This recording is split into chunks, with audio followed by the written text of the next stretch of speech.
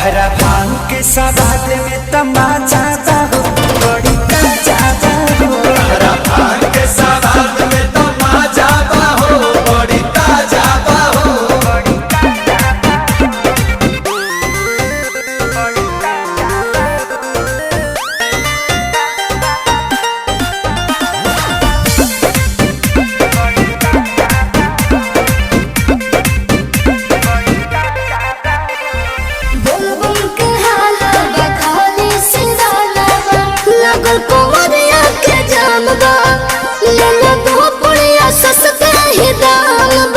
हाँ तारे 2 गो ना 4 गो दे दा 4 गो।